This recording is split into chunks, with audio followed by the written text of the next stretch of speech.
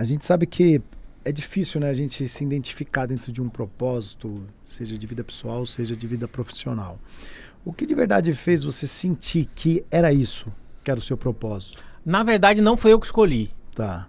Eu falo que as coisas parecem vão afunilando para dar certo. Né? Tanto quando eu tava lá na metalúrgica, eu me achei na logística, tanto que eu trabalhei um tempão. Eu não me via fazendo outra coisa. Tá. Eu sempre gostei também dessa correria e tal, de transporte, frete, armazenagem, planejamento estratégico e tal, tá envolvido com as pessoas. E eu lembro que nessa época, nossa, quando eu tinha que fazer uma apresentação às vezes de resultado, era horrível. Né? Então, naquela época eu nunca imaginei que eu ia estar falando em público. Não era algo totalmente impensável. Mas, até trazendo um contexto, 2016, eu espirrei na marginal e quase bati o carro, porque eu tava com uma hérnia de disco e eu não tratava. Caraca, bicho. Aí eu falei, nossa, eu preciso ir atrás agora. Fui fazer a cirurgia. Fiz a cirurgia. Um mês depois eu comecei a sentir náusea, dor de cabeça aguda e vomitar e tal. Não conseguia ficar em pé direito, que já dava vontade de vomitar e tontura. Fui falar com o meu médico, ele falou, então, fez os exames, deu fístula licórica. O que é isso? Durante a cirurgia o pessoal perfurou lá o localzinho que sai aquele líquido da espinha que a mulher toma epidural lá. Sim. E quando começa a vazar esse líquido, é o mesmo líquido que vai no seu sistema que reveste o seu cérebro. Só isso, só. Aí eles falam que o seu cérebro meio que faz assim um pouquinho, por causa da falta de líquido. É como se ele tivesse imerso dentro de um líquido. Tá. Sim. Aí esse líquido começa a vazar, ele faz o quê? Vazar, ele faz o quê? Tchuc, tchuc. Aí te dá náusea, dor de cabeça, começa a vomitar. Aí o médico falou, a gente não pode mais mexer na cirurgia porque já está cicatrizada. E mesmo se a gente for mexer, não é certeza que a gente vai conseguir fechar o vazamento. O seu próprio corpo vai fechar. Caramba. Aí eu fiquei de cama quase 3 meses.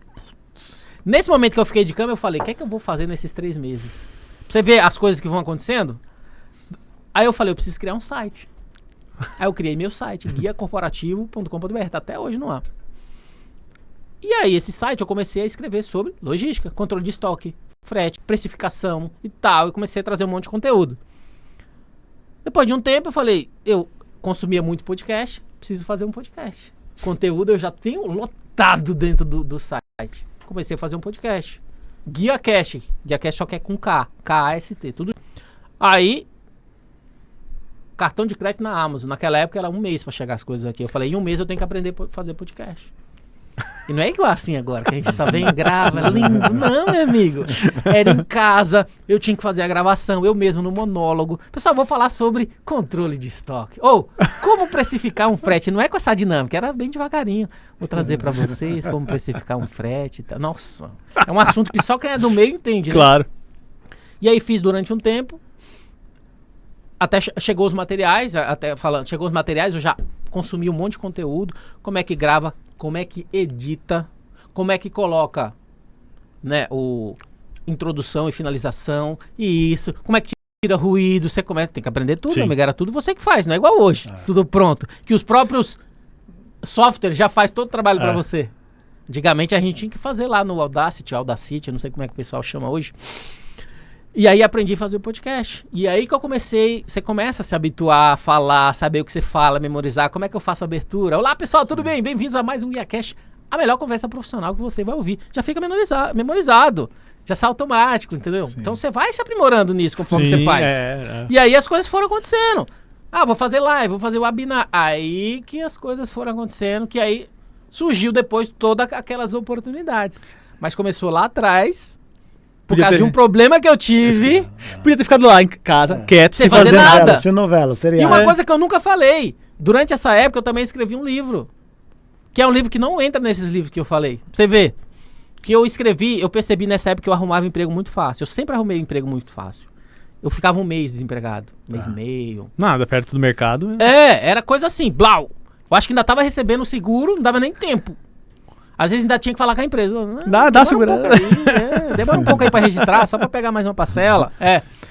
E aí eu percebi isso, eu falei, o que eu faço de diferente?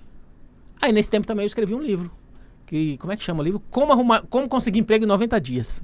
Que legal, que legal. Eu não lancei impresso, mas tá na Amazon até hoje. Cara, que legal. Aí eu tive que aprender como é que eu edito, como é que eu faço a diagramação, como é que eu deixo isso dentro do formato que a Amazon aceita. Em Eu sempre fui 90 esse cara dias de você nunca fuçar. produziu tanto na sua vida. Não, e fiz um monte de coisa. Ah, currículo.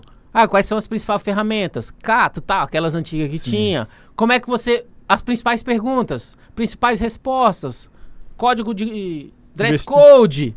Né, eu fui escrevendo sobre um monte de coisa. O que é que eu fazia de diferente, que dava certo pra mim, que poderia dar certo pra outras pessoas. Que legal. Né?